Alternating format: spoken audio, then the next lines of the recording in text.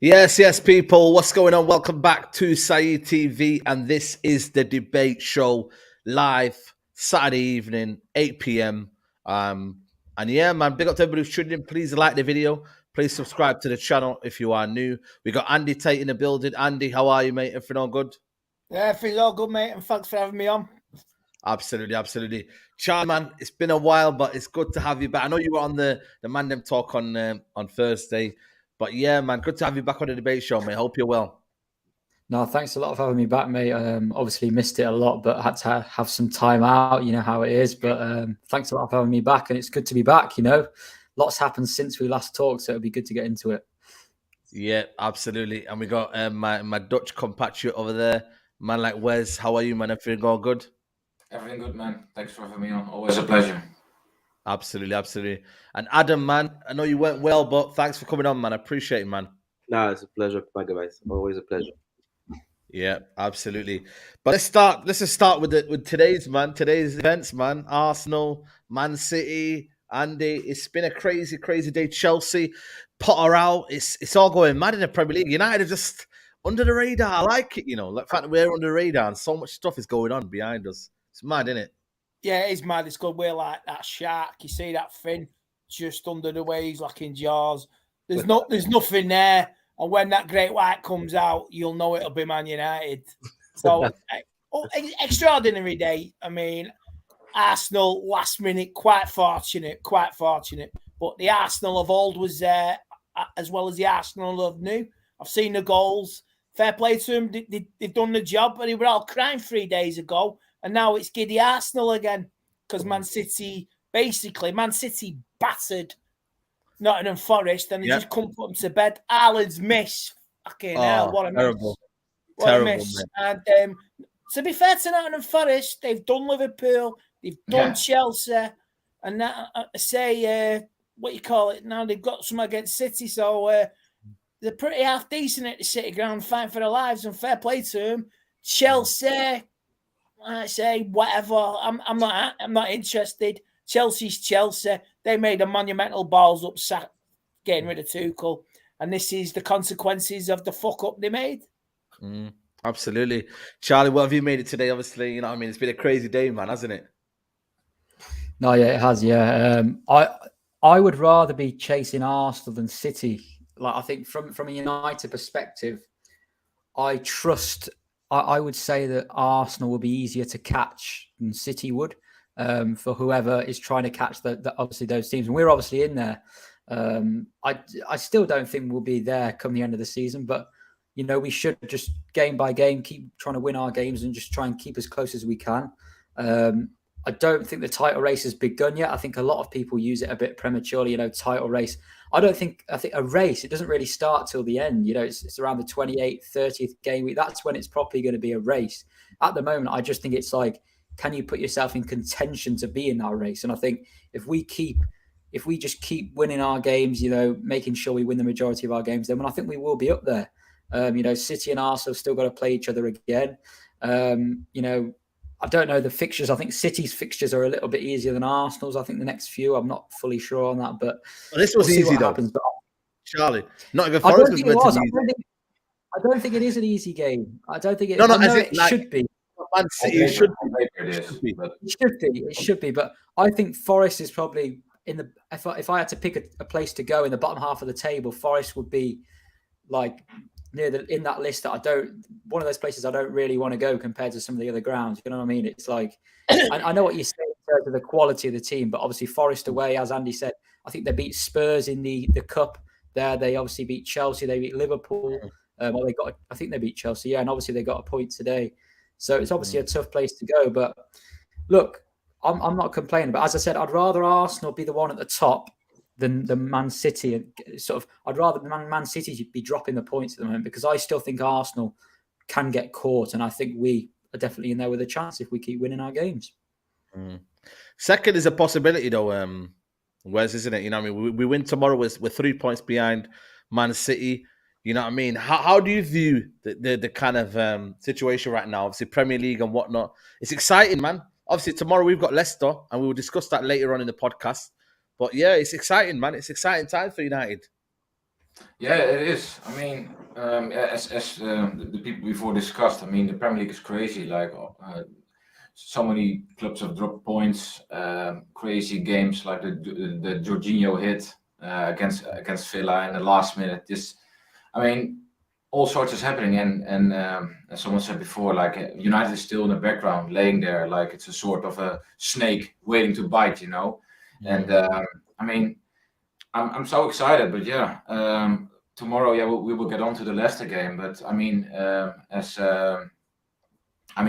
we should be in contention like around the 30th game. Like that should be our goal, to get as many points, to collect as many points as possible, and be around it too. And I completely agree with you. Would rather hint Arsenal because they still have the inexperience compared to City. City have done it so many times, and they can still go up a gear. I mean, I know they've been in a bit of a slippery road, but I mean, when things go for City, I mean, they played a phenomenal game at the Emirates. I mean, they completely destroyed Arsenal. To be fair, now things didn't click. They maybe missed a bit of luck, so it can change quickly.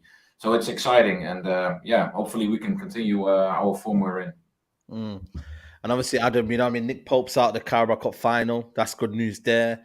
You know what I mean? Like, it feels like this season, everything's kind of like going in Man United's favour. You know what I mean? Like, last season, we never have this kind of luck. You know what I mean? No, But exactly. we've sometimes you earn your luck, man. I'm sorry? Sometimes you earn your luck, man. You know what I mean? Because of the whole feeling and the positivity around the club. Sometimes you kind of earn it. Everything seems to be changing as well. New ownership, obviously, new manager, players picking up form. The two big teams in City and Liverpool dropping in form as well. Feels like there's a whole change of the atmosphere in the Premier League. Like the last few years have been a certain way, and it feels like it's a bit changing at the moment. Like, I don't want to say that what Ten Hag said about eras coming to ends, but it feels sort of that way in some sense. So I think it's good news. New owners, that's very, very, very good news as well. And just like Charlie said, and I'm happy to see my guy Charlie. It's been a while. I agree. I'd much rather. Yeah, exactly. I'd much rather be chasing Arsenal because they are so much easier to rattle. You could see like just one game, 2 games in a week, and the schedule, maybe Partey is missing, maybe, and you're like, okay, this is. We don't have Van de Beek. We didn't have Casemiro for time. We didn't have Martinez for Barcelona. Eriksen is gone. Martial is never fit. Anthony is not fit. And you don't hear the player or the manager talking. And Arsenal are already all over the place. So, yeah, I agree with the guys who spoke before me. 100%. Big up to Danny. He's in the cut. Danny, how are you, mate? Everything all good? Yeah, I'm good. Literally just got home. That's why I thought we just jump on camera real quick. Yeah, man. Big up, man. We're gonna start with you, Danny. Obviously, we heard the news about the former investors, should I say, not owners of AC Milan. They are interested in buying or kind of the hedge fund giant Elliot has entered the $5 billion bidding battle for Man United in an extraordinary 11th hour swoop. That was coming from the Times today. Danny, what do you think? Obviously, we've got the latest now news about the Elliot Group, who were previously at AC Milan. What's your thoughts on this? And is this good news? Is this bad news? What's your kind of feeling towards the Elliot Group potentially wanting to buy Man United? Do you know what it is? It's hard to say because none of us are in Joe Glazer's head, and that's the problem. This is weird to say, but when he's in his billionaire mansion in the shower, what does he think about? Does he think? No, seriously, everybody thinks in the shower. This is where we all make our decisions when we're having a shower. Let's be honest. I mostly sing myself, but I don't think I sing. But exactly.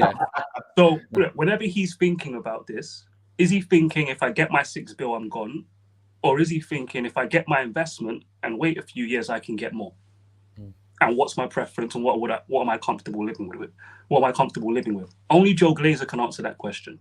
No one can answer that question. In terms of everybody wants a competent owner. We assume the Qataris will be the most competent because we're just following the money, and we know how they seem to want the best of the best wherever they go from a sporting point of view. Jim Ratcliffe, owned, what did he own? The Switzerland club got relegated. Nice haven't got any better under his tenure in 3 seasons or 3.5 seasons, 4 seasons, whatever it is. So I've got no guarantees of anything, just optimism and just assumptions and getting excited about knowing that if we get the Qataris, we can print money, and being able to print money and not worry about making mistakes in the transfer market. After 10 years of 10 years post Alex Ferguson, that's what I'm rolling with. In regards to the people that own it, used to they kind of did own the land for a little bit. In regards to them, this way it gets sticky. It gets sticky. You know what? I'm not going to speak on the sports. They're not even sports washers, but how they operate as a company. We can't ignore Qatari and then get onto these guys. That's all I'll say to some people. That's all I would say. But in terms of what they did at AC Milan, if you go and listen to the CEO, because I just went and watched some stuff on him, seems like a competent guy that gets football. Seems like a competent guy. The guy they got for Milan, we might not get him. But what they did at Milan, what he said was, we got to Milan, we had a 4-point plan, and he was like, right, we need to improve the football, because if you want the best brand in football, you should be in the Champions League. So the football needs to be better to get Champions League. That's the first thing he said. The second thing was we're wasting money and spending too much money. We need to cut the money or cut the spending, right, in relation to Milan and their situation. But then he showed some intelligence. He was like, but in football, if you cut your spending, it's difficult to reach the first objective, right? So he got into things like this, and he clearly understood how to get Milan to the situation that they're in now. Do you get what I'm saying to you? For that little period they had where they were decent. So if we end up with that guy as the CEO, or at least advising people, you'd have somebody that actually clearly understands how to operate in football, or at least get a club back to where they need to be. And Milan's profit in that little period where those guys were in control went up by not their profit, their revenue went up by 60 million. So, the guy who founded the company, piece of shit, but the people that work for him, you look at what they did at Milan. But this is also Andy. And the stadium.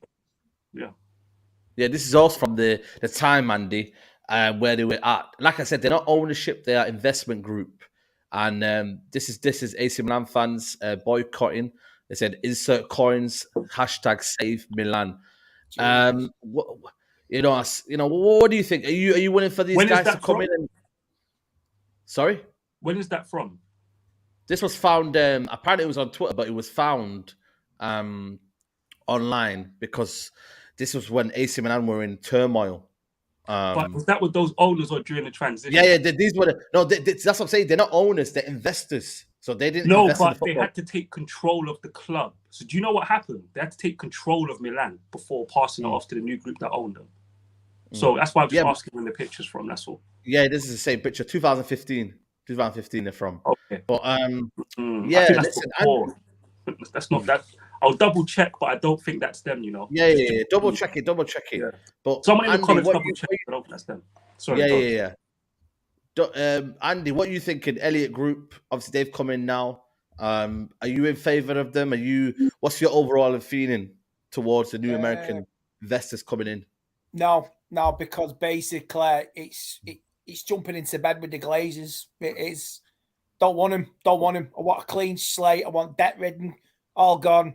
And after hearing this Jim's statement, read that this afternoon as well.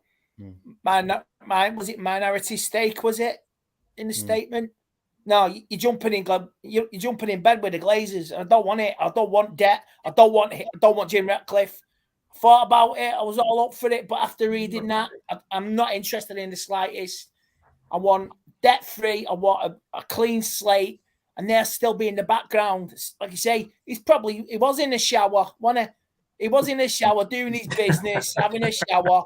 And fucking, you know what? Yeah, I'm going to pay for my water bill and this, that, and the other. I'm going to get my weekly shopping.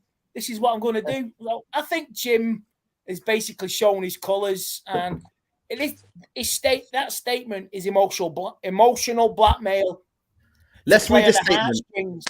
That's what it is. Let's read the statement. It's playing on your heartstrings like the Glazers do. They play on your heartstrings. Yo, at best interest is for the club. It's not. It's for your bank balance. And at least this Qatari bloke, he knows it. He gets it.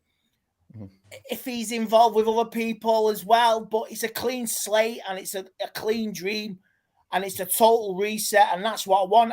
I will not be blackmailed by Sir Jim Ratcliffe or any gimps. No way. No Glazers, no nothing. That's it. That's how I feel. And if I get in front of a camera tomorrow, I'll be saying that again as well. Absolutely. Let's read the statement out. I'm going to bring you next into it, Charlie. The statement says, we can confirm that Sir Jim Radcliffe and Ineos have submitted a bid for majority ownership of Man United Football Club. We would see our role as long-term custodians of Manchester United on behalf of the fans and the wider community. We are ambitious and highly competitive and would like to invest in Manchester United to make them the number one club in the world once again. We also recognise that football governance in this country is at crossroads. We want to help lead this next chapter, deepening the culture of English football by making the club a beacon of a modern, progressive, fan-centred approach to ownership. We want Man United anchored in its proud history and roots in the northwest of England, putting the Manchester United back into Manchester, probably putting the Manchester back into Man United and clearly focusing on winning the Champions League. Yeah. So do me a small favour. While Charlie responds to that, can you get the Chelsea, his Chelsea pitch? Yeah, you know what? This is what I'm trying to say. Apparently it's saying one. It's not. So I'll let Charlie, if you can find it, I'll let Charlie go with it. But if you can find it, yeah, go on, Charlie. Well, I've read the statement from Qatar and the statement from Jim Radcliffe, and I don't understand. It's just like bread and butter. I do not understand what Jim Ratcliffe is trying to say at all. I think it's all a load of rubbish. From what Qatar have said, I think there's obviously a split between the fan base overall. There's a lot of people that want Qatar. I'd say from what I've seen, 85 to 90% on Twitter. This is just on Twitter from what I've seen on YouTube. And then there's about 10 to 15% that want Jim Radcliffe. Just between those two. We've seen the US as well. We might see other groups coming. We don't know yet. They might come public, etc. But my issue is, and this has always been my issue, is what is the plan? I'm not bothered who's got the most money. Obviously, you need money. I know that. I'm not bothered about rash spending on transfers. I just want to know, what is your plan? And I've said I'm not going to support any of these owners. And I still don't know exactly who I want. I just want to know what you're going to offer me first. And there's a lot of people on Twitter who are just saying Qatar, Qatar, Qatar, Qatar, before they even knew what Qatar want to offer. So like people, just because they're rich, people want Qatar, but what do they actually want to offer? And that's when I sort of sided more with Qatar, when I actually read the statement. When they actually put out that statement, they said invested in the infrastructure. They said the local area. They said profits into 92 Foundation. They said all the teams they want to invest in. They said debt-free. I think they said wipe. I don't know whether they said wipe the current debt in that statement as well. I'm not sure, but they did. There was 5 or 6 things. Yeah, and I put out a tweet a few weeks ago of what I wanted these new owners to do, and they ticked every box in their statement.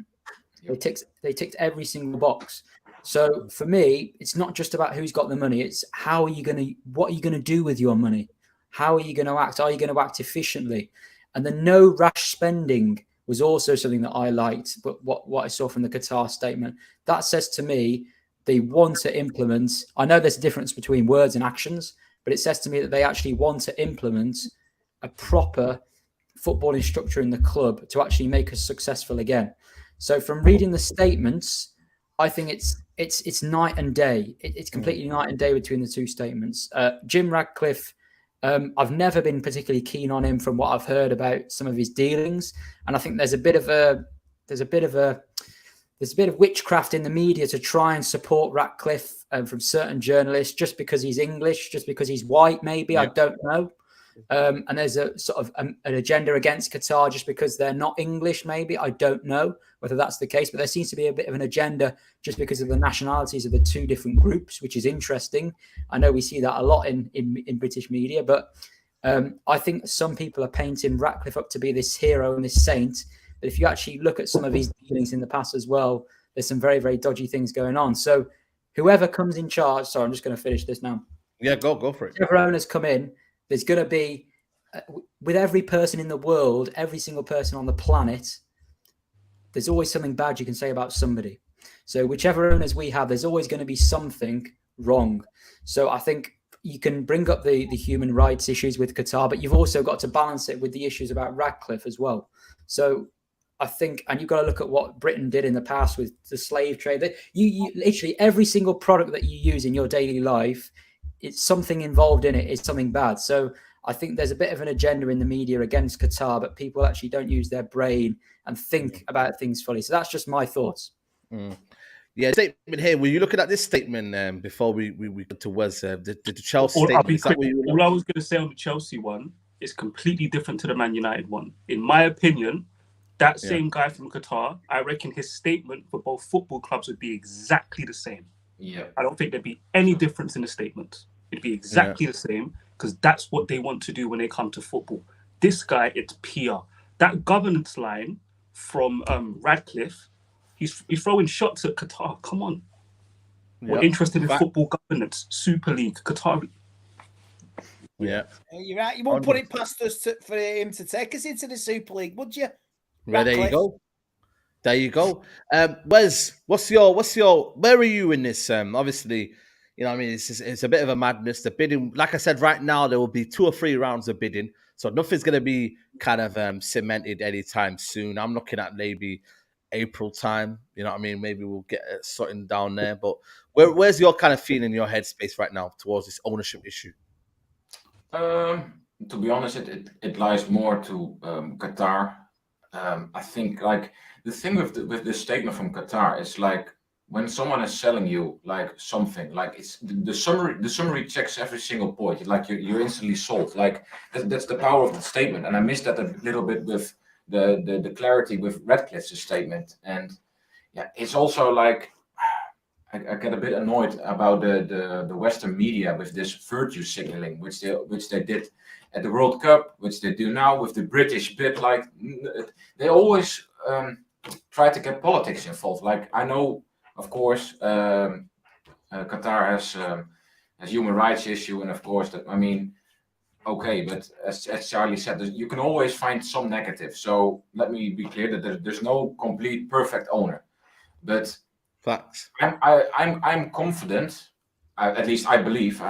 We will see. Like if Qatar will be the new owner, I think they will specialize people in the right places. That's what I believe. I think it's about like when you're in that billionaire culture, you want to show off. You want to be the best. Like that's just in the culture. You've seen it with Man City. Like they've revolutionized Manchester City basically, and they've replaced everybody who's not good enough and set specialist people there. So I think I'm leaning more towards that, but of course we have to wait for more clarity about all the different stuff. But as Charlie said, it ticks all the boxes for me. It cleared the debt, invest in the stadium, invest in the area of Manchester, in the women's team, maybe get a new training ground. Like I miss the idea and the plan with Radcliffe.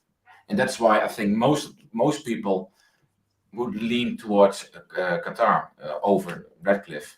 But yeah, I mean, the media is just basically virtue signaling about British bid and whatever. And as Andy said, it feels a bit like of emotional blackmail. We've seen that a lot over the last few years with Solskjaer as the manager and with the Glazers saying, well, we will invest, blah, blah, blah. Loads of nonsense. So you have to be aware of that. And yeah. That's my thoughts about it. Samuel Weghorst today sending out some tweets were very offensive, and he got a lot of heat. Really, even I sent him one. He's like, "You're off your rocket, mate. Sod off." Because if he want all these English journalists want that Jim Ratcliffe bid because they're in bed with the club. They get the exclusives. Of course, that's what it is. So like I say, fuck Samuel Weghorst and fuck Jim Ratcliffe. I'm fucking Glazer for singing and thinking in the shower at the same time. Yeah. Zamie has to say, he said Andy, who's top of the league, and also Aiden Tino says Qatar Airways and our short fucking GGNU. You know the key thing as well, Adam, is that obviously Qatar won a debt-free bid. Obviously, with the Ineos, they're gonna get a loan. They're saying it's going to be linked with Man United alone, but we've heard that before. Like, you know, once you own United, then it drags with you no matter what. There will be some sort of loose end. United cannot have any loose ends. When we have a new ownership, that's the whole point of new ownership. We don't want loose ends. So Exactly. this, you know, and this is what Qatar are not going to offer. But all of a sudden, but then again, this is why it's so scary. This decision is that, you know, we could end up with Jim Ratcliffe, and it could be the same situation with the Glazers. Albeit it might be a bit, you know, better in certain situations, but ultimately the kind of attitudes and the way they're going about it, you know what I mean? It's not great because we were bought on depth as well. Exactly. And the only thing Jim Ratcliffe has going for him in his bid is the British argument. On every other aspect of the bid, he's losing to the Qataris. So that's why you can hear him talk about the British thing, the Greater Manchester, the North England, and this, and bring the Manchester back in Manchester. That's the only thing he actually has going, and he knows it. And if you ask me honestly, that's weak. That's not strong enough of an argument. And the owners I want are owners whose wealth doesn't depend on the club. They don't need to put money outside the club to stay billionaires. So, for example, the Glazers, they have many of their wealth is based on sports, basically. They have NFL teams, the Tampa Bay Buccaneers, they have other sports teams. And in North American sports, you have a salary cap, you have a ceiling, and it's a closed circuit. You have 30 teams. You don't have relegations, you don't have promotions, you don't have European Cups. That means you have to challenge against teams in other countries. So basically, those teams in the NHL, NFL, NBA, all of those American sports, the owners are very, very rich and can get the money because everyone is playing with the same rules. And they can just decide to say, you know what, this is the salary cap. Every single team cannot spend more than this on salaries. Let's suppose 250 million per year. And the owners are happy with that. So any extra money, they can take it. And this is not something you can actually do in football. It's not the same. The rules are not the same. The structure of the sport is not the same. So I want someone whose wealth and whose intention is to actually, I want someone so rich that getting a football club is something he wants to do because he wants to get it to the end of the project. He said, you know what? I'm so rich, I can buy a boat, I can buy many boats, but I can buy now the love of the people. I can go and get 500 million people's love by getting a great institutions back to its former glory. And this is something that appeals to me, if I'm being honest. And I think the Qatari have the best shout at doing this. And another thing as well is hedge funds or stuff like that, they need to get their money back at some point. They need to. So it's not it's not stronger. It's not a strong enough argument. It really isn't. Look at Abramovich, for example. If, let's suppose, Jim Ratcliffe buys the club with his company, but if he was richer than that, as ridiculous as it may seem, because the guy is obviously very, very rich, but Abramovich was so rich that buying Chelsea was actually something he wanted to do because he wanted the Champions League. He wanted to be a top club in England. And he left the club, and you could see he was feeling a bit emotional about it. Like he actually liked Chelsea at some point, and he left, and the club actually just, well, I don't know what they are doing at the moment, Chelsea, to be honest. But and I want something like this to happen with Qatar, and just I don't think it's convincing. I really don't think Abramovich, his art was in it for about 10, 15 years. You could tell. I completely agree with you on that. Yeah. You could see. It feels like, and I said that on the last, maybe not the last team, but the one before. It feels like Abramovich is to Chelsea what Sir Alex was to us. Like some stability, the rock that is there, that everything is going to be fine for as long as Sir Alex is there, or for as long as Abramovich is there. And now it's a bit shaky. We need to get something back to. We need stability again, and I don't think Jim Ratcliffe is the right man for that. Big up to Sandeep. It says here, you men saw X-rated video being filmed at OG News Stadium. What the hell is Jim Ratcliffe cooking over there? Nah, get the F away from us, Jim. You know what's crazy, Danny? The fact that there is you know, when you want something and you don't get it. You know what I mean? Are we getting to that stage now? Because it's like, I feel like it's unanimous now that most fans want Qatari ownership. You know, there are people who want Sir Jim. Maybe they want the culture of the football club. They want to keep that tradition. Manchester, you know what I mean? He's got roots in England, in Failsworth. You know, he's got that connection over there.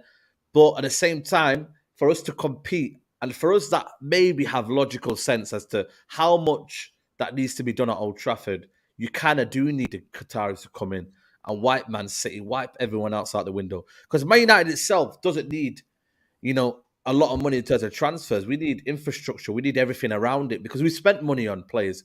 It's everything around it that hasn't been great. And that's why the Qataris coming in can elevate us, that training ground, like Charlie said, so many stuff. So that's why I'm like, everybody's agitating now. I feel like now it went from almost like everybody's excited now to everybody's a bit agitated now. Because if Jim says something now, everyone's like, yo, get the heck out of it. Don't talk to me, Jim. It's kind of getting a bit mad right now. You know what I'm saying? Yeah, you know what it is. Teaching Radcliffe, so he can't compete with the Qataris. That's why he's saying majority. Who gets to hold the rest of the shares? Would it be the Glazer who doesn't actually want to sell, but allegedly his siblings are forcing him to and telling him to?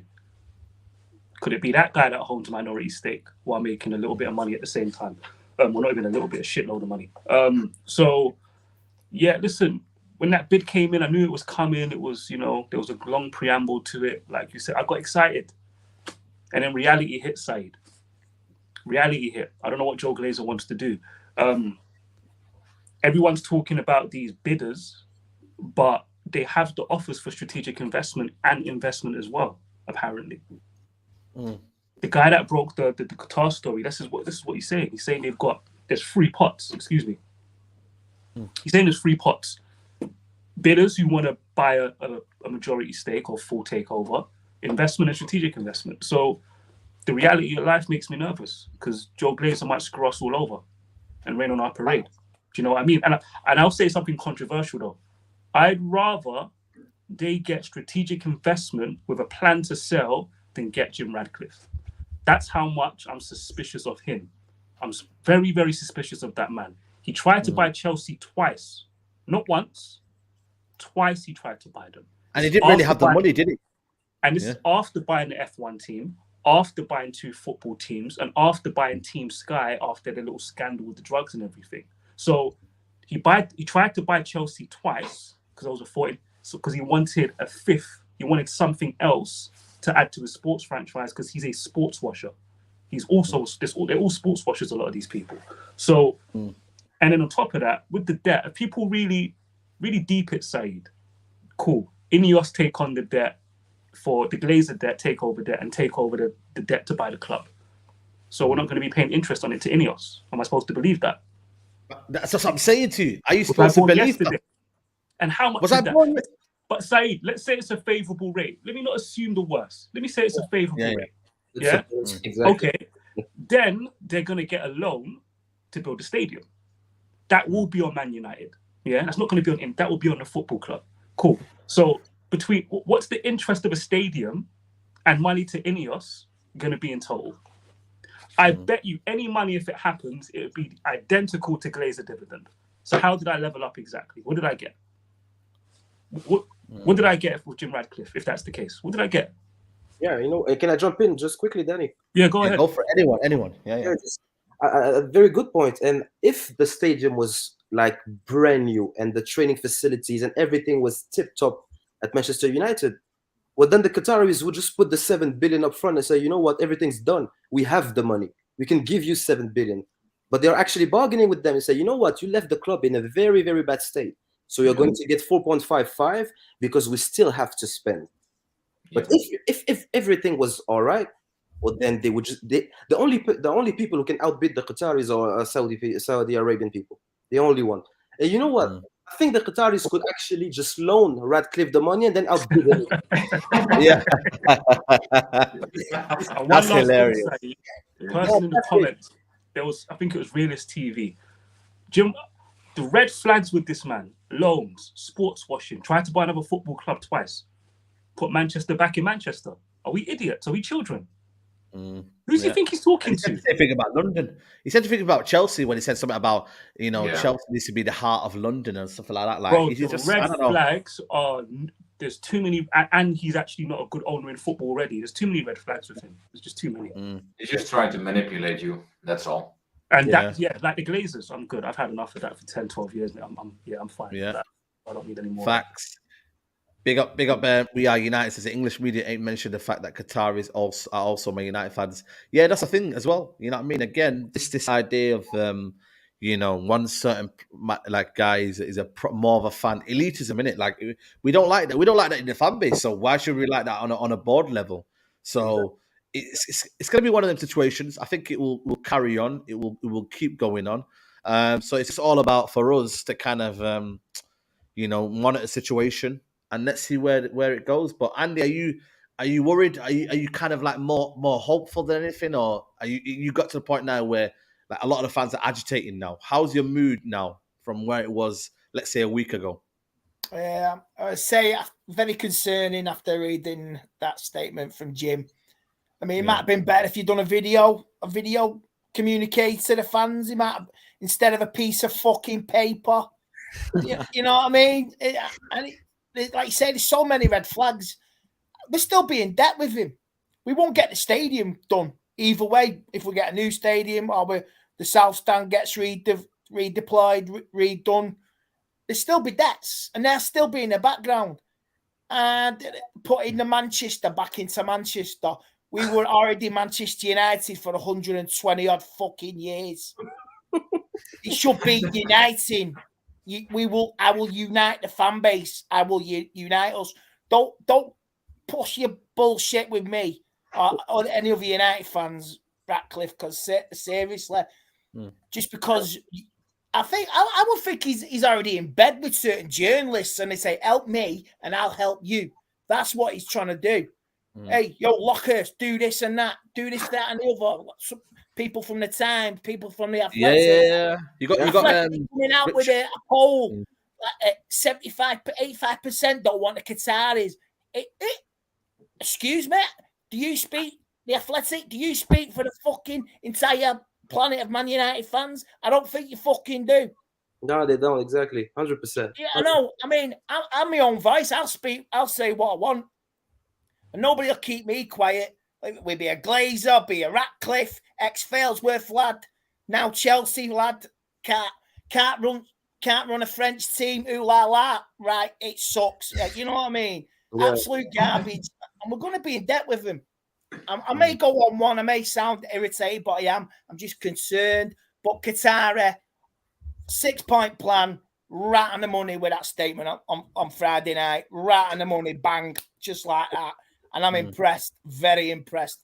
Like I say, I want to build a Death Star. I want to rule. And I want to crush everything like Vader in your hand and fucking get them trophies.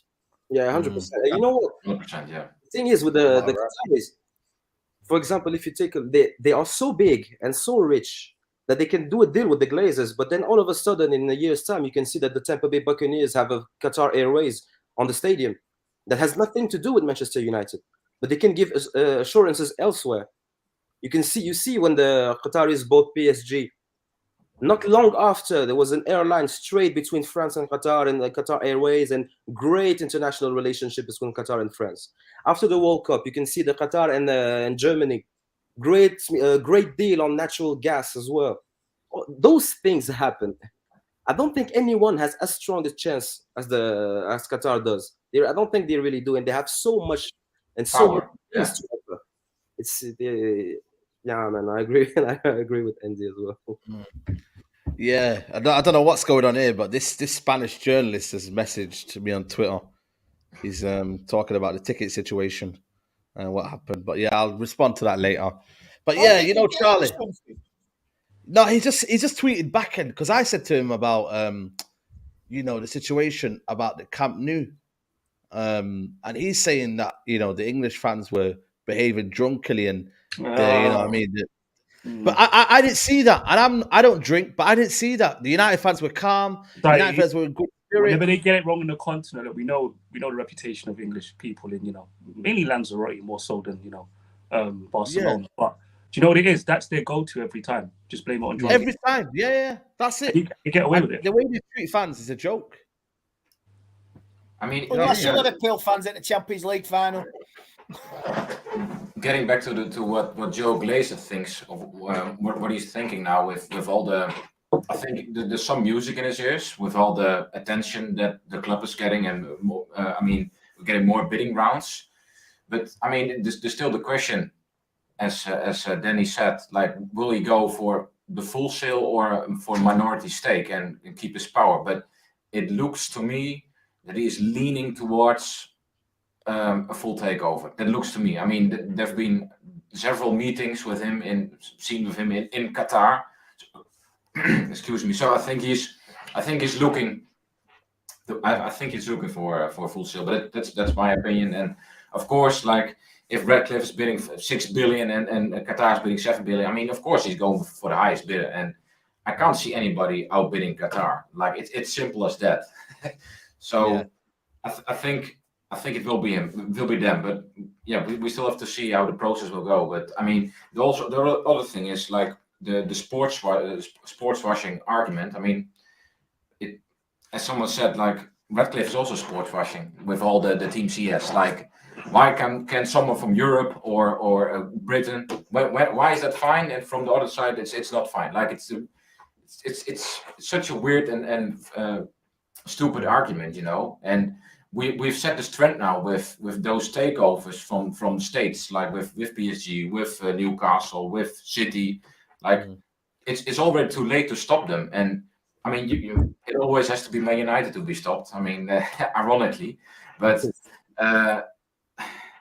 I mean, I can't see Qatar, like, if we put the flag up, we're not getting Qatar. I mean, they're not going to stop investing. They will invest in other clubs, and I mean, so I don't understand the point. And but maybe it's better if we get more information. We're supposed to be the good guys, aren't we? That's what it is. We're supposed to be the good guys, morally. Like you say, morally, no one gives a toss anymore, and that's unfortunate. We want to compete. You cannot compete with an absolute bank full of money. You cannot compete with that. Facts. Yeah, absolutely. Like, falling apart. Tiny small favor.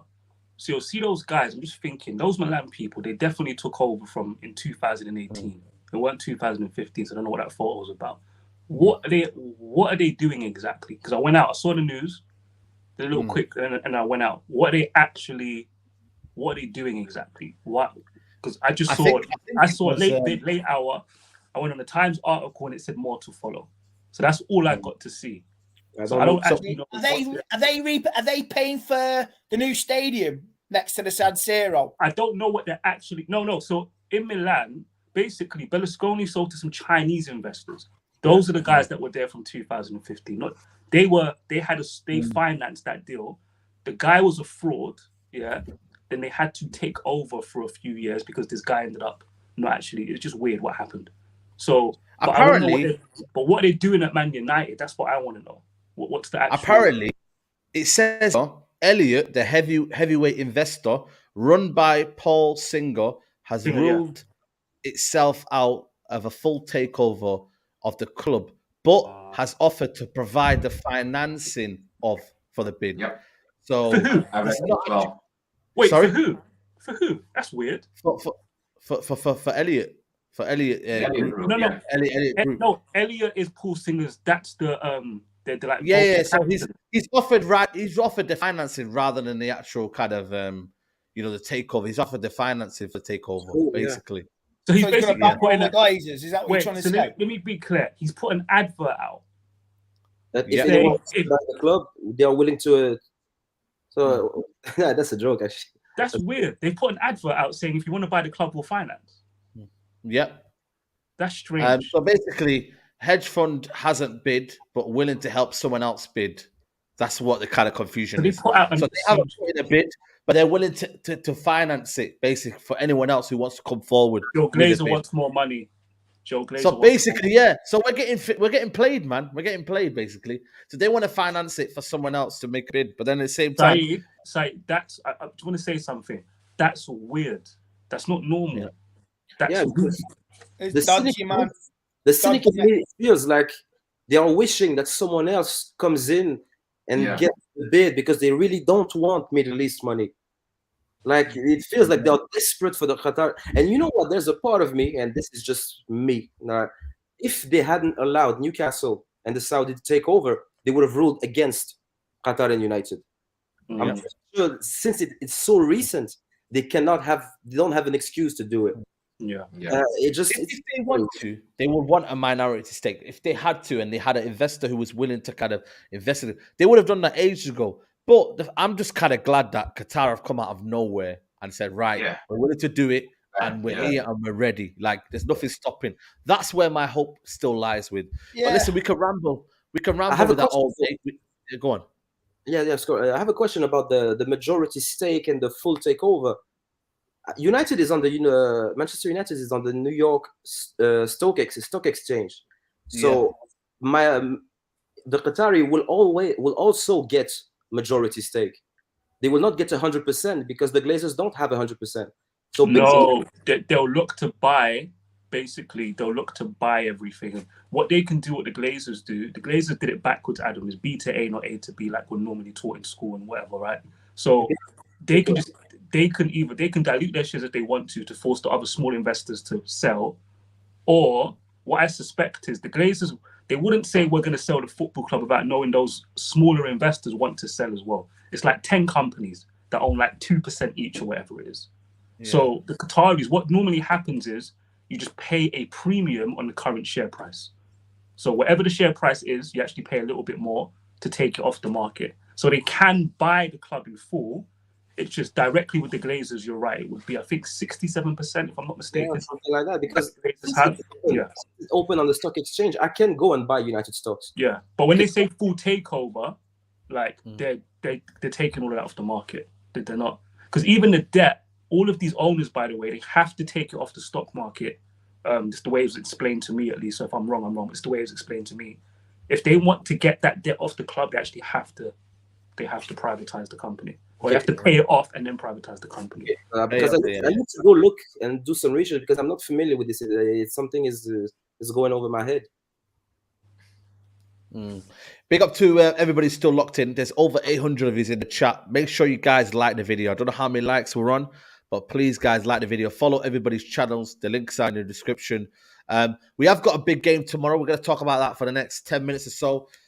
Big game, Andy, tomorrow. We've seen what everybody's doing. You know what I mean? We've got to win tomorrow, man. I feel like tomorrow's another one of them games where, you know, we're going to live to regret it, where we kind of like, we go in a bit too overconfident and Leicester just come out of nowhere. I agree completely. We have to approach this with the right frame of mind again, because Leicester, I'll say, they smashed Aston Villa. And they won 4-1 last week as well against Tottenham. So they're in form. And like I say, they're sort of making a bit of a gap now between that and the relegation zone. So, approach it with the right frame of mind, just like Crystal Palace, just like the other home games, Leeds away. Just keep it tight. Another clean sheet, 2-0, 2-1. You say, no Casemiro, but Fred has dragged me through rehab. I'm back out again. That's what Fred has done to me after the Leeds doubleheader. So, Sabitza's back as well. So, yeah, I'm quietly confident. There's nothing wrong with being confident. And it's like everyone's bitching and moaning. Like, let's just stay in the shadows like that fin under the water. Because if the top two slip up, like you say, inconsistency, City could go implode. City could go on a run, Arsenal implode, run. It's theirs to blow. And if 8 games to go, 10 games to go, you're in it. Yep. Absolutely. Charlie, man, tactically, you know what I mean? It's going to be an intriguing game. They've got Tete, who's on a little bit of a, building it. Barnes got a couple of goals. Leicester's that kind of team where they never should have been where they should be. You know what I mean? They've got a talented squad. They've got a new left back who I think is doing well at the minute. They've got Maddison in form. It might be a little bit of a kind of a little showboating tomorrow ahead of maybe next season. We might be able to get in for him. But yeah, man, what are you thinking tomorrow? How's your feeling going towards the game? I don't really fear Leicester, to be honest with you. In terms of, I think we'll score goals. I just think Leicester are a very, very poor side defensively. They always give you a chance. I think their back four is pretty dire. Their 2 centre halves, Wout, Faz. I mean, I just don't see how. I'm predicting 5-1, 5-2 tomorrow. I think Leicester will score as well. I think Leicester will cause us some problems going forward. I think Iheanacho is a very, very underrated striker. I think whether he's had his injury issues, I'm not quite sure. But Iheanacho is one of the best strikers outside the top 6 in the league in terms of technical ability. And I'm not quite sure why he hasn't played more for Leicester. Maybe it's injuries, but he is a very, very good player. And I do think he can cause problems. Obviously, Maddison as well. Dewsbury Hall is a decent player. But Leicester always give you chances. They always give you chances. And Manchester United, I don't see Leicester sitting up under Brendan Rodgers and just sitting up in a low block. I think they'll come and try and press United high. Obviously, we know our issues. We know our issues in build-up and things like that. But I do think going forward, I think Leicester are going to give us so many chances. And I just think in behind with a direct player with Rashford that we have, I think Rashford will have a field day tomorrow. But look, I'm confident because I just think Leicester at home, we've got a good record at home to Leicester, I believe. I think we normally dispatch them quite comfortably. So yeah, why not be confident? I think we're playing well. But I do think Leicester will score 1 or 2 as well. But I think it's going to be 4-1, 5-1, 5-2, 4-2. I think there'll be lots and lots of goals. But yeah, I'm confident tomorrow. Leicester always give you chances. They're not good defensively. Yeah, I'm confident for tomorrow. Big up to Twinny Hardaway. He says here, talking about ethics and billionaires is hilarious. A moral billionaire does not exist. That being said, hopefully you don't get the Qataris. Yeah, I'm presuming you're not a United fan. But jealous pisses everyone off, doesn't it? There you go. You're scared. You want Jim Ratcliffe. That's what they want. Play it nice and safe for the haters. Yeah. Don't worry. Listen, the Qataris are going to buy United and the Glazers are going to buy Liverpool. It's the best outcome. That would be the best thing ever. It's just got to blow them out of the water. If it comes to it, just blow them out of the water with the money. I don't care. I don't want no little gimp singing in the shower next month. It's singing a little I'm in the money, ABBA style. So fuck off. Yeah. I'm pretty sure the fan base knows it and won't be fooled by it. Yeah, of course. Wesley, tomorrow we could get Anthony back. We could get Martial back. We need a couple of more faces in there. But Weghorst is you know what, man? A lot of people, they don't like Weghorst. What's your guys' opinion on Weghorst? Like, I'm curious. Like, I'm Dutch, and I mean, we didn't. I mean, it's a loan deal. It's like it's a stop the gap signing. But I'm curious to see, like, because certain people think about strikers only for goals, and I mean, I'm a bit more intelligent than only looking at goals or assists. I mean, but yeah, I'm curious to see what you guys think about Weghorst. Just curious. Go on. I think whoever. He shouldn't be playing in central midfield. That's what I would say. Even though he's impacted United. I don't know how to hug. Yeah, he could be the next Alex Ferguson. Remember when we went to Bremen with that team in the Champions League away from home? Yeah. Remember that line? How you go into the new camp with Weghorst instead? You weren't playing as a 10, centre mid, and you got a performance out of him and the team. He's contributing. That's not like say he should have scored 30. He's a contributor. If you remember last week, he played in Garnacho for the second as well. So he's contributing. That's good. If that's all you're going to be remembered for, a goal here and there, contribute, get at least to goals that maybe even win us a trophy next week. Who knows, mate? You're going to play your part this season in history. Whatever happens with United, he will play a part and he will be remembered fondly, very fondly. He's real quick. He's an ugly player to watch. He's an ugly player to watch. But if you pay attention to the fundamentals, you can't fault him. Fundamentals are very, very good. There you go. You made a thread, didn't it, Charlie, of how vital Weghorst is to the system. It's crazy, but you did make it. And you know what? A lot of the points you made were so kind of clever because at the end of the day, it's not pretty on the eye for people, but it's effective. And that's what Ten Hag has done this season. He's made everyone effective. Yeah, but people don't like these unfashionable type players. They don't like it. They want a load of players they want a load of players who get 20 GA and all this rubbish. No, you've got to be effective. And I thought Fellaini was very, very disrespected at Manchester United for the contributions and very, very vital contributions he made in his time. I think Marouane Fellaini shouldn't have been a starter for Manchester United. But if you actually look back at Fellaini, a very, very important contribution in an FA Cup final he chested the ball down for Juan Mata's goal. A very, very important goal in the semi-final against Everton before that. He scored a goal in a League Cup semi-final for us as well. And a lot of people just focus on, these very, very flashy players with pace, goals and assists. Sometimes you need this type of other option. Shouldn't be a starter for us in sort of coming into the future, but actually to have this option in our squad for now, while we're waiting, while we're in transition, and then to go and sign, an Osimhen, a Kane, a Vlahovic, a Ramos, or whatever. But I'm not comparing Fellaini and Weghorst in terms of profile. It's just the situations I think are quite similar. I think Fellaini, a lot of people didn't understand. I think he was overplayed and he shouldn't have been a starter. But I think a lot of people don't understand the impact that sort of a player can have on a team. If you have a very, very physical profile like that, it draws more players towards him in the box, leaves other space for other players. It helps you in both boxes. Even if Weghorst, I saw a stat going around, he didn't win any aerial duels against Barcelona and all this. But if you actually rewatch the game, he did actually win some vital headers. They just weren't duels. That's what people just focus on. Have an agenda. Why did you have to explain that? That's just to have an agenda against someone. So for me, I think Weghorst is doing a fine job. Made a massive impact against Leeds.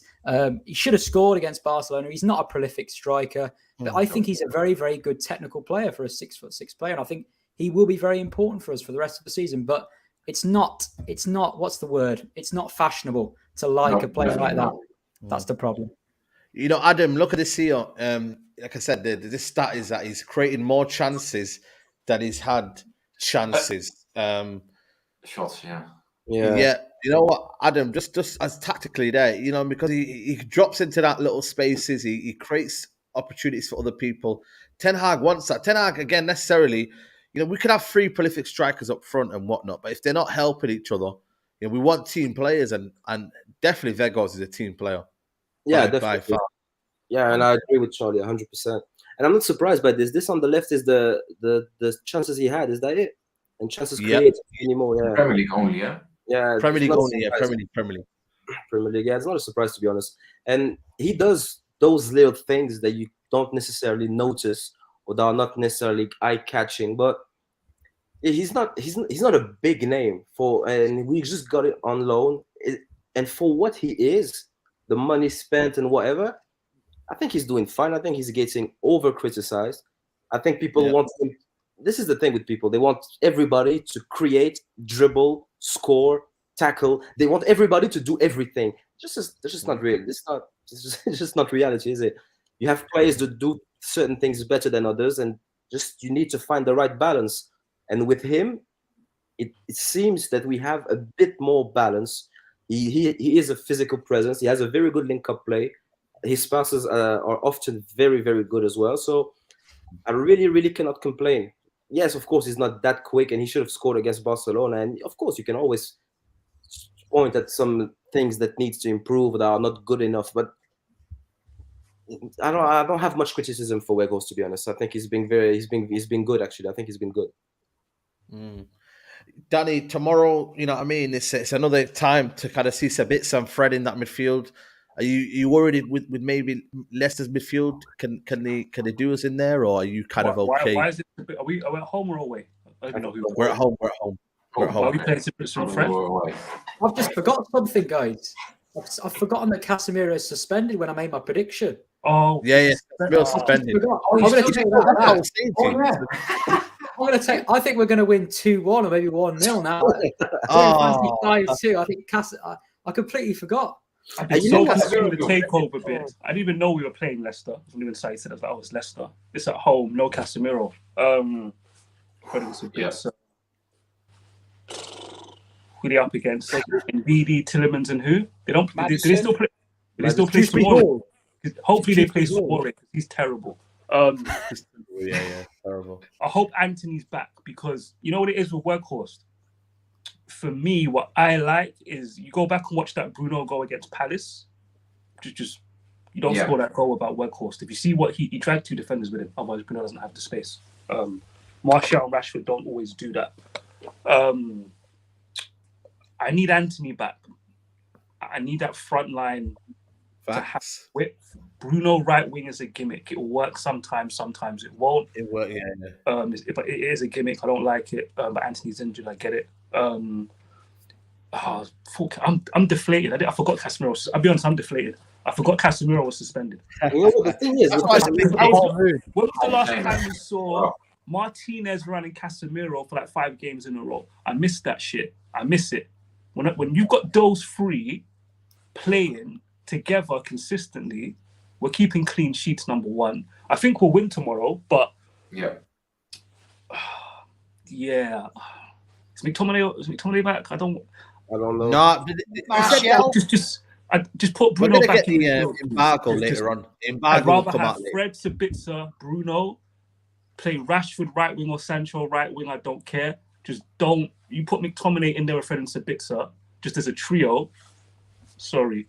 The thing you're giving Leicester a chance that I don't want you to give them. You know. Yeah, I don't think we are going to get a good Fred tomorrow. To be honest, because it depends. Yeah.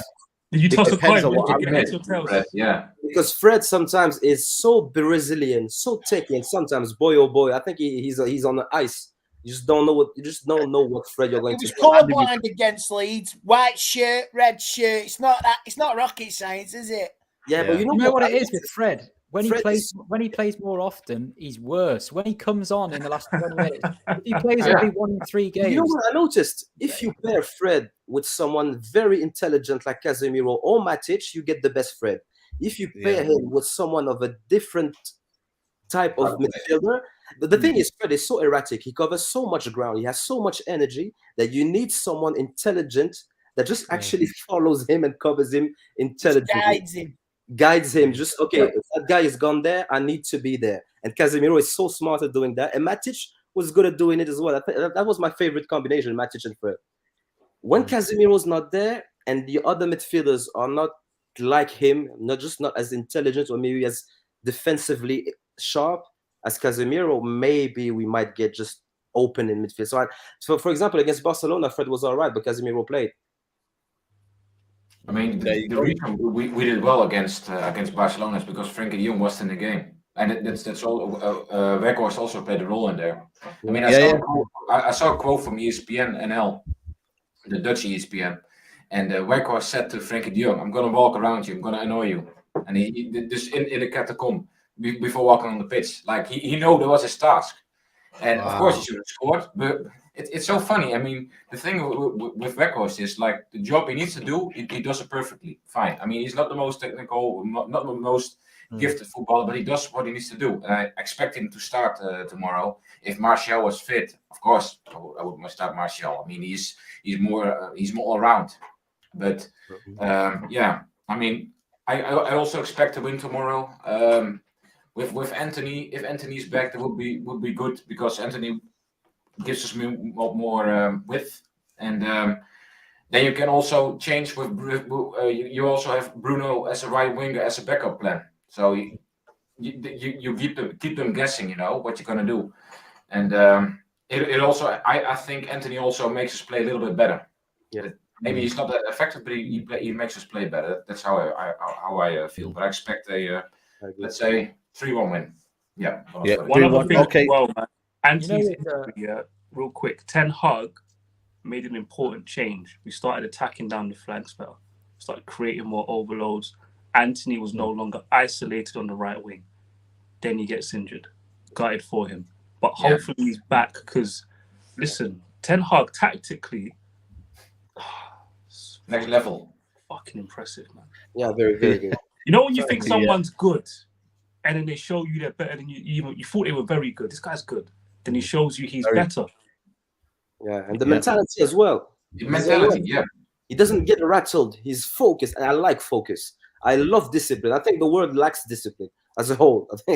And to see someone come in, no leaks, discipline, work ethic, a group of players who are fighting for one another and not allowing themselves to be defeated, boy, just give me that every day of the week. And I love this shit. I love it. Going on Adam's point, sorry, Charlie. Going on Adam's point, mentality-wise, you notice the difference with Arteta already complaining with the fixture list, like when he had a short kickoff. Ten Hag is just so disciplined. He said, "No, doesn't matter. We have to be there. We have to win. We're in a good rhythm.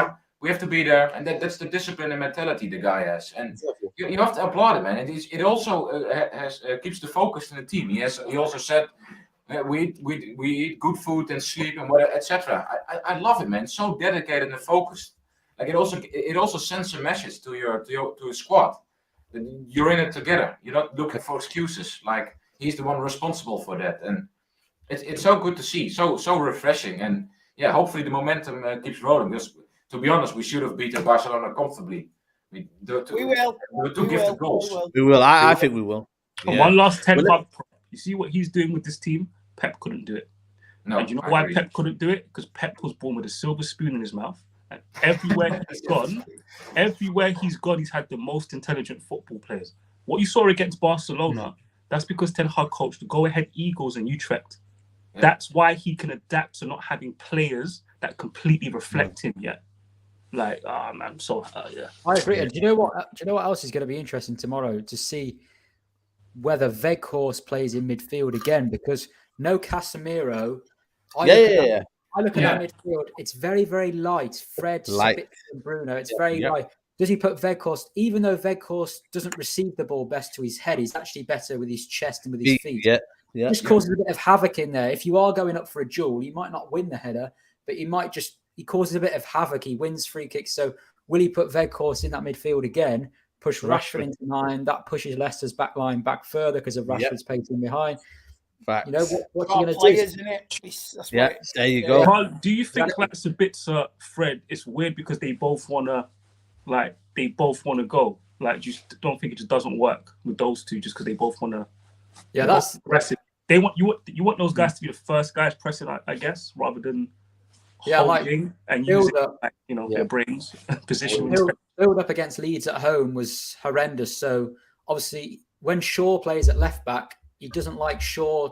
Shaw's best attributes are obviously Shaw can play inverted, but Shaw's incredibly good on the overlap, right? We all know Shaw's the dynamism he has. But will he play Malacia as a left back because he wants his fullback to invert tomorrow to help us in the build up because he knows that Fred and Sabitzer, neither of them are particularly good during build up. So will he play Malacia inverted again like he did away at Leeds with the 3-2 shape? So look, he'll probably play De Gea in midfield next week. That's what this guy's like. De Gea, man. Listen. Before the chat get a bit, annoyed with De Gea, man. Let's wrap it up here. You said you said 3-1, Wes, haven't you? You said 3-1. Yeah, I said 3-1. Adam, what's your prediction? 3-1 as well. 3-1. Danny? 3-1 as well. That's a good scoreline to pick. I think 3-1 as well. Andy, your prediction? I'm going to be the awkward one. 2-0. 2-0. And obviously, Charlie, you said now because Casemiro's not in there. Yeah. I think 2-1. Because of no Casemiro. Yeah. There you Makes go. There you go. Yeah, man. Listen, we're going to wrap it up here. Big up to everybody who's locked in. Make sure, guys, you like the videos. Over 400 likes already. Let's get that up to 500 if you can. I appreciate the support on the channel today. Make sure you go follow Andy. Andy, mate, you at Old Trafford tomorrow? Oh, yeah, I'll be there. I'll be bitching and moaning and giving a few fuck you, Jim Ratcliffe's. Yeah, I won't be played. I may not be the brightest spark in here, but I know when I'm being played. Yeah. Absolutely. Big up to Charlie. I know you went over 1,000 subscribers, so congratulations on that one, mate. Now it's road to 5,000 as well. You know what I mean? Big up to you, mate. Let them know where they can find you. Thanks a lot, mate. Yeah. Thanks a lot for having me on again. And Threadman Chazza on Twitter, YouTube, and TikTok as well. Just doing little bits and bobs on there. But I'll be at the game as well, so I'll see you there if you're there as well tomorrow. Absolutely, should be good. Yeah, man. Big up to you. Obviously, Wes as well. Nice one for coming on. Let them know where to find you. Yeah, just follow me on my Twitter, Wes Express Football, and maybe I'm gonna pick up some more YouTube live streams for interesting topics around United. Yeah, I'm gonna do that. The channel's the same name, but you can also mainly the Twitter. Yeah. Absolutely. Adam, man, Red, man. Hope you get well. Hope you get better, man. But thanks for coming on, man. Yeah, thank you. On Twitter, Adam Manred as well. Being nervous every game, being very negative until I cool down, and I say, you know what, wasn't that bad. So, we go again. Absolutely, and obviously Devil in the details, man. You know, the Space King. You know, cooking people on there as always. Yeah, man. Big up to you, man. No, yeah, catch me on Twitter at Devil Details MU. If I see Ten Hag start with 3-1-6 tomorrow, just warning you now, I'm gonna get onto Ten Hag. I'm gonna start cooking him. It never works. If he goes 3-2, you're gonna see me praising Ten Hag. So just be warned now. Just be warned. Charlie knows exactly what I'm talking about. Knows exactly what I'm referring to. 3-2 is way better than 3-1. But yeah, looking forward to the game. And yeah, you'll catch me smoking people on Twitter. Yeah, absolutely, absolutely. Guys, big up to everybody who's locked in. We'll be back tomorrow for the match reaction after the game, and then hopefully we'll be back for the Sunday Unfiltered podcast. I'll see you there tomorrow, guys. Have the rest of the evening well done, and we'll see you soon, guys. Take care. Bye. Peace.